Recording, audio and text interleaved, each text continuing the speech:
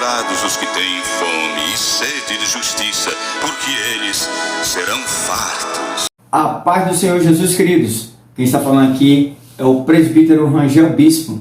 Irei comentar a sexta lição do quarto trimestre de 2022, com o tema A Justiça de Deus. Vamos orar? Deus Todo-Poderoso, o Deus que está acima de tudo e de todos, que tem o controle do universo. Toma em tuas mãos, Senhor, essa aula, abre o nosso entendimento, se faz presente, meu Deus. Tenha misericórdia de nós e nos ajuda a compreender essa palavra, guardar no coração e praticar em nome de Jesus. Lição 6, 6 de novembro de 2022. A Justiça de Deus. Texto áureo: com o puro te mostrarás puro, e com o perverso te mostrarás indomável. Salmos 18, verso 26. Verdade prática. Os agentes do juízo divino revelam que a responsabilidade humana é pessoal, certo? Leitura bíblica em classe se encontra no livro de Ezequiel, capítulo 14, versículo 12 ao 21. Palavra-chave: justiça. Justiça significa justo, correto, reto. E temos um Deus que é o justo juiz. Introdução: é importante compreender a estrutura do discurso de Ezequiel, capítulo 14, versículo 12 ao 21. Estaria o profeta partindo do genérico para o específico? Ou seja, de uma terra qualquer para depois se dirigir à casa de Israel? É o que parece. A primeira parte dessa palavra profética é genérica e a segunda é específica, dirigida a Jerusalém. A presente lição tem por objetivo mostrar e explicar a retribuição divina ao pecado de uma nação. E antes de mais nada, eu quero ler Salmos, número 9, versos 7 e 8, que está escrito: Mas o Senhor está assentado perpetuamente, já preparou o seu tribunal para julgar. Ele mesmo julgará o mundo com justiça, julgará os povos com retidão. Então nós sabemos que o nosso Deus é justo, é um justo juiz. Ele não aceita barganha, ele não aceita suborno, ele não aceita presente, ele não é comprado. Infelizmente, nós estamos em uma grande dificuldade no nosso país hoje. Tivemos a eleição no domingo anterior, o STF, que é o Supremo Tribunal Federal, tem se corrompido, tem aceitado suborno, entrando em corrupção, também nas fraudes, mas que Deus repreenda todo este mal e venha fazer justiça sobre estes homens que eram para dar exemplo, mas infelizmente estão se corrompendo. Mas eu sei que Deus vai repreender todo este mal e vai nos dar livramento contra um sistema terrível que nós estamos vivendo hoje no nosso país. Amém? Contra essa esquerda, a ideologia esquerdista, contra o socialismo, o comunismo, o ateísmo no nosso país, vai ser repreendido. A legalização do aborto, todo esse mal vai ser repreendido. O Senhor vai nos dar livramento. Não foi permissão de Deus.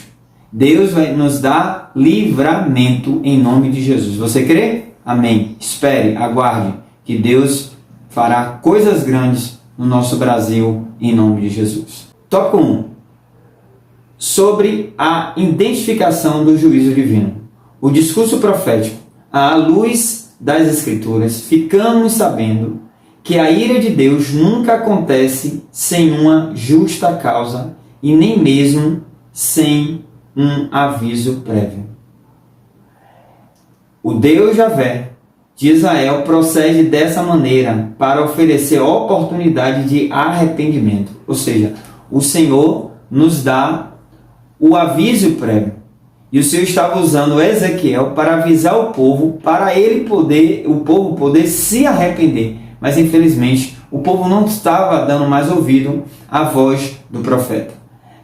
Me faz lembrar de uma empresa. Geralmente o funcionário está trabalhando e quando o patrão quer demitir, existe o aviso prévio para o funcionário, o colaborador, poder estar realmente já atento, e logo após ele recebe a carta de rescisão. Então, da mesma forma, Deus ele manda o aviso, mas quando as pessoas não dão ouvido, infelizmente, realmente a destruição vem.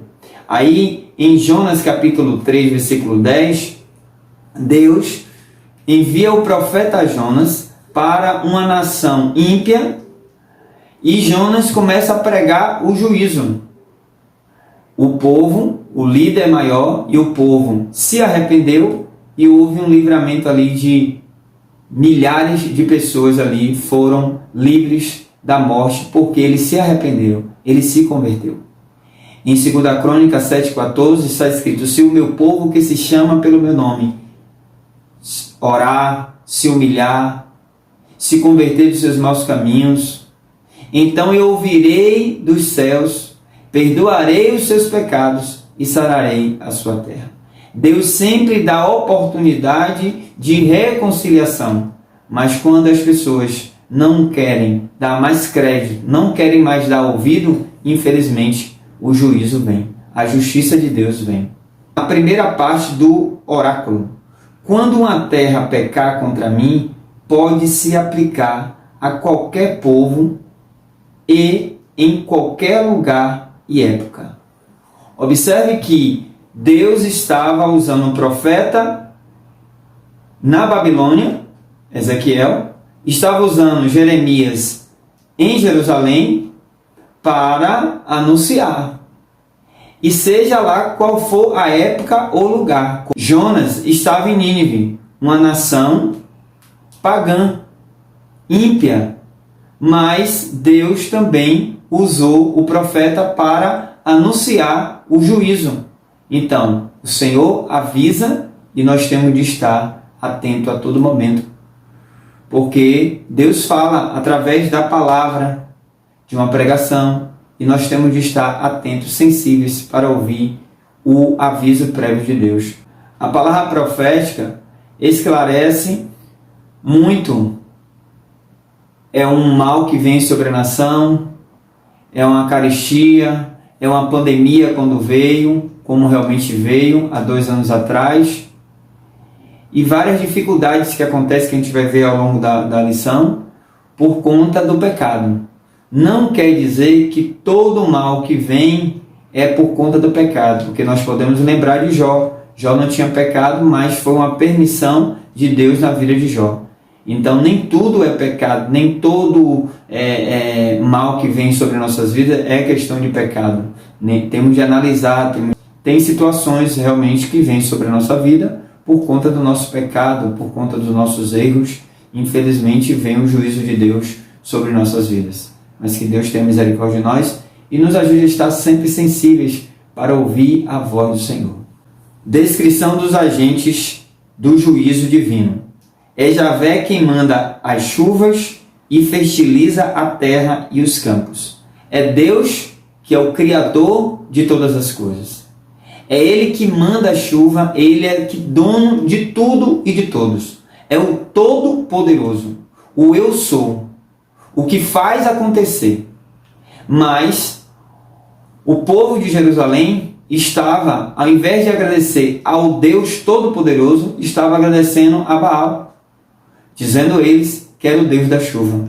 Foi quando Deus mandou também Elias, outro profeta, anunciar ao povo e disse que não ia chover e não choveu durante 3 anos e 6 meses. O Senhor usou o profeta Elias para realmente anunciar que quem manda a chuva, o Todo-Poderoso, é o Senhor. Só o Senhor é Deus. Mas em Jerusalém, a ingratidão é que reinava. Aí Deus permitiu que a espada, a fome, a peste viesse sobre o quê? O povo, porque estava sendo desobediente ao Senhor Jesus.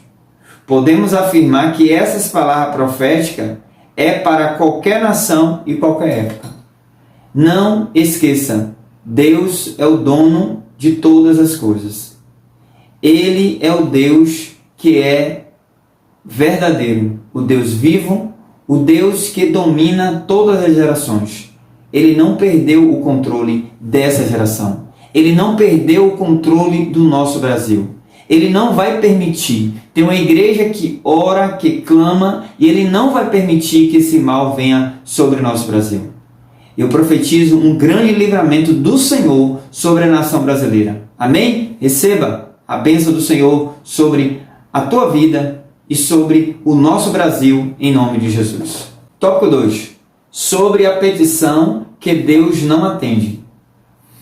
Exemplos de intercessão pelo pecador. Deus aceita poupar as cidades de Sodoma e Gomorra, atendendo à oração intercessória de Abraão. Isso se houvesse pelo menos 10 justos na cidade. Moisés, Samuel, 2 baluartes de Israel foram atendidos nas petições em favor do povo nos casos de pecados e rebelião. Israel se rebelou contra Deus ainda no Sinai com o culto do bezerro de ouro. Nós podemos lembrar, irmãos, que Moisés, quando sobe para receber as placas da lei, as tábuas da lei, quando ele retorna, o Senhor já avisa a Moisés: Moisés, o povo se corrompeu, o teu povo. E Moisés faz uma oração intercessória. O que é uma oração intercessória? É você deixar de pedir por você para pedir por algo ou por alguém, ou por um povo ou por uma nação. É o que Moisés estava fazendo, é o que Samuel também fez. Ele intercedeu em favor do povo. E o Senhor também deu livramento. Embora que aqueles que adoraram o bezerro foram punidos, aqueles que não adoraram não foi punido. Mas Ele quer que nós venhamos interceder. E você pode ser um intercessor do nosso Brasil, da nossa nação, deste mundo. Não diga, porque Jesus está vindo e o mal vai ter de acontecer, tem de se cumprir a palavra. Não, irmão, não é desse jeito. O apóstolo Paulo disse que é para a gente orar pelas nossas autoridades, para que nós tenhamos vida sossegada. E como igreja, eu e você temos de estar orando sim, intercedendo a Deus. Jesus está voltando? Sim, amém. Mas não é porque Jesus está voltando que você vai deixar as coisas e deixar de interceder por sua nação. Nós sabemos que Jesus está voltando e vai voltar sim. Mas enquanto isso, nós temos de fazer o nosso papel de intercessor. Se levante como intercessor da sua nação, da sua casa, da sua cidade, em nome de Jesus. Não fique de braço cruzado esperando o livramento de Deus somente, não. Exerça o papel de um intercessor, como Moisés fez. O povo tinha pecado, errou, mas Moisés se levantou para interceder. E eu e você temos de ser um intercessor, um castigo inevitável. As Escrituras mostram que há situações que Deus se recusa a perdoar a nação, até pessoas, como aconteceu com Saul. O profeta Jeremias intercedeu pelo povo, mas Deus endureceu a sua resposta ao profeta, afirmando que nem mesmo Moisés e Samuel seriam atendidos se orassem em favor de Judá. Infelizmente, Israel também não tinha buscado o arrependimento. Não estava buscando o arrependimento, porque o arrependimento o Senhor aceita quando for de coração. Não é remorso. Arrependimento é deixar de fazer. Remorso você faz hoje, amanhã você continua fazendo e fica triste e volta a fazer. Arrependimento é diferente. E Jerusalém não queria mais se arrepender. Estava só no remorso. Vinha uma dificuldade ali, mas Deus ele quer arrependimento. Que não sejamos de forma alguma como Saul. Porque Saul, ele teve o reino dele rasgado, por conta da rebeldia, porque não queria mais dar ouvido à voz de Deus. Quando Deus não atende à oração intercessória de um justo, a Bíblia ensina que a oração feita por um justo pode muito em seus efeitos. Tiago capítulo 5, versículo 16. Mas quando o pecado ultrapassa todos os limites, Deus não atende tais orações intercessórias. O pecado para a morte, na linguagem do apóstolo João, 1 João capítulo 5, versículo 16, é a apostasia total, quanto individual, quanto coletiva, que se aparta da fé e abjura o seu Deus. É diferente do pecador que se arrepende. A apostasia é negar a fé que antes defendia. Isto acontecia reiteradas vezes em Israel. Mas no período final do reino de Judá, não havia mais remédio senão o juízo divino sobre a cidade de Jerusalém. Como você pode ajudar uma pessoa se ela não quer ser ajudada? Às vezes a gente está pregando a palavra de Deus, saindo para evangelizar, e você vê pessoas escravizadas, presas nos vícios diversos, e você anuncia, fala, ele diz que vai melhorar, depois cai, e sempre assim, diversas vezes, Deus dando a oportunidade. Mas chega um momento que já chegou no limite, embora que Deus é longânimo, embora que Deus é realmente benigno, mas um dia realmente chega o dia da justiça de Deus. E nós temos de estar muito atento, para estar sensível à voz de Deus diante de alguns pecados que cometemos, para não sermos realmente punidos com o juízo de Deus. Porque quando nós caímos no juízo do mundo, o inimigo entra, Deus é o Todo-Poderoso para dar livramento. Mas quando é o Todo-Poderoso agindo, quem pode livrar? Quem pode livrar da mão de Deus? Ninguém. E por isso, nós temos de estar realmente sensíveis e próximo desse Deus Todo-Poderoso e nos arrepender a todo momento. Tópico 3. Sobre a intercessão de Noé, Daniel e Jó. Por que o povo rejeitou os profetas? A geração dos profetas Jeremias e Ezequiel conhecia o relato da destruição de Sodoma e Gomorra. Se apenas 10 justos são suficientes para Deus poupar a cidade, por que destruiria Jerusalém com um número maior de justos? Eles estavam pensando que Deus iria tolerar as abominações, a idolatria, a prostituição, o erro dele sempre. Mas Deus, chega um momento que tem um limite, vem o juízo de Deus. Essa era uma das razões pelas quais a maioria não acreditava no juízo divino anunciado pelos profetas. Então ele disse: se Deus teve misericórdia lá, Deus vai ter misericórdia de nós aqui. Mas não é desse jeito.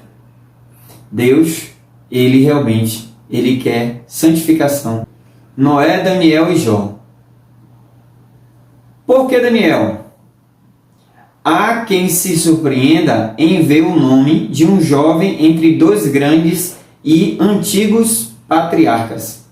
Mas a pergunta deveria ser investida, pois Daniel era um judeu, mas Noé e Jó não eram israelitas e viveram muito tempo antes da formação do povo de Israel.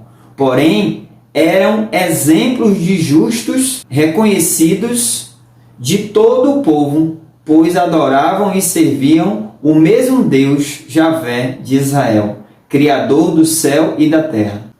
Noé e Jó eram exemplos, referência para aquela nação, de justiça, referência de fidelidade, referência de um homem íntegro, um homem que adorava o Deus Criador. E que nós possamos ser também exemplo. Será que alguém está olhando para nós e está olhando para nós como vendo em nós um exemplo verdadeiro de Cristo, como um discípulo de Cristo ou não? É uma pergunta. E eu e você temos de estar fazendo uma análise o tempo todo. Como nós estamos sendo reconhecidos? Como bons exemplos ou como mau exemplo? Mas somente a justiça de Cristo é extensiva a todos os pecadores que creem.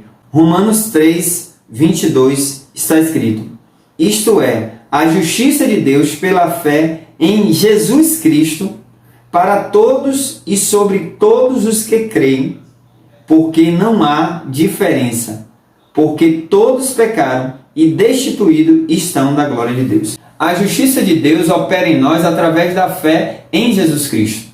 Através de Jesus Cristo nós somos justificados pela fé. E assim alcançamos realmente a purificação, a regeneração, e nós temos de buscar a santificação a todo momento. Então, nós podemos verificar que só em Cristo podemos realmente alcançar a justiça de Deus. Ser justificado pela fé. O profeta Daniel, a reputação de Daniel pela sua fé e sabedoria se espalhou rapidamente entre os exilados de Babilônia. Deus levantou Jeremias para estar em Jerusalém como profeta, anunciando a destruição, anunciando também ao povo para que eles viessem se arrepender. Estava usando também Ezequiel para revelar coisas grandes ali ao povo na Babilônia entre os cativos. Mas o povo não deu ouvido. E estava também usando Daniel na corte da Babilônia e exaltando Daniel como profeta. Ele, através da sua conduta, é um livro que eu li muito quando eu era adolescente. Eu li muito o livro de Daniel, e o livro de Daniel me trouxe uma experiência muito grande de você ser fiel, de você ser leal ao seu Deus em qualquer situação. Poderia estar aonde estiver. Daniel era um servo fiel a Deus. Ele estava distante da sua parentela, estava distante da sua família, distante do seu povo. Poderia até dizer, então não quero mais Deus, Deus permitiu que eu estou aqui cativo. Não, Daniel continuou santo mesmo na Babilônia. Então Daniel nos traz uma experiência e exemplos gigantescos. Eu aconselho você que nunca leu o livro de Daniel, leia, porque isso vai firmar muito a tua fé. Então Daniel se destacou nos 3 reinados ali. Daniel passou muito tempo na Babilônia, porém não se dobrou a Baal, não se dobrou à idolatria, continuou perseverando. Daniel, Deus é o meu juiz, significa. E Daniel também, ele, por mais ser governador, um dos melhores governadores da época, era o líder de todos, mesmo assim, tinha algo diferente. Ele separava 3 vezes ao dia para orar ao Deus de Israel, ao Todo-Poderoso. Então, eu e você temos de levar exemplo como esse para realmente permanecermos firmes no Senhor, firmes diante das lutas e perseguições. Mesmo aqueles que querem que você se dobre diante de um sistema corrupto, porque o STF, o Alexandre de Moraes, não existe somente no mundo, no Brasil, não. Os Alexandre de Moraes existem também dentro das igrejas. Os seus líderes, os seus presidentes de convenções e demais líderes de pastores ali. Então eu e você não pode se dobrar aos Alexandre de Moraes, infelizmente. E que Deus possa nos ajudar a estar firme, olhando para Jesus como o nosso único e autor e consumador da nossa fé. É em Jesus que nós iremos alcançar a vida eterna. Por isso, não se dobre à corrupção. Não se dobre àqueles que realmente, como o povo, estava se dobrando aos profetas mentirosos e rejeitando os profetas verdadeiros. Amém? Mas que Deus tenha misericórdia de nós. Dia 31 de outubro de 2022 se comemorou 505 anos da Reforma Protestante de Martinho Lutero. Contra um sistema, contra o balcão da fé, contra os Alexandre de Moraes que estavam naquela época, que estavam nas suas indulgências, vendendo um pedacinho do céu, e tantas outras coisas estavam fazendo ali. Mas Lutero se levantou com as 95 teses, e ele sinalizou em João 8,32, e conhecereis a verdade, e a verdade vos libertará. E eu tenho um dito popular que diz também: manda quem pode, obedece quem não lê a Bíblia. Manda quem pode e obedece quem não lê a Bíblia. Se existe algum Alexandre de Moraes, não seja submisso a um líder corrupto. Não seja. Porque existe na corrupção a fraude. Na corrupção existem os esquemas. E eu e você, como um crente em Cristo, não podemos estar debaixo de fraude. Mas eu profetizo em nome de Jesus que Deus há de levantar novos Luteros nos dias atuais, como tem já levantado nas instituições religiosas, nas instituições civis e tantas outras instituições. Deus há de levantar novos Luteros para que a injustiça não venha a reinar, mas que a justiça de Deus prevaleça sobre nossas vidas. Amém? Conclusão. Concluímos a nossa lição conscientes de que o enfoque da justiça de Deus nesse discurso de Ezequiel diz respeito à retribuição divina ao pecado. É importante ter em mente esse conceito para não se confundir com a justiça da teologia paulina, que justifica o pecador que crê em Jesus. Então, Deus é o nosso Deus, o Deus que faz justiça, mas também, através de Jesus Cristo, pela fé em Jesus Cristo, nós podemos alcançar a misericórdia quando estamos errando.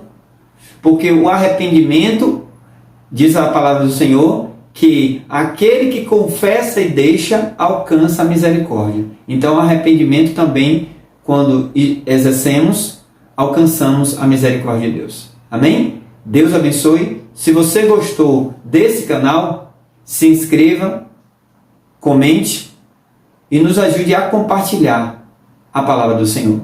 Amém? Que Deus abençoe a tua vida, que Deus abençoe a nossa nação, nos livre dessa esquerda, e eu profetizo que grandes coisas virão sobre nossa nação.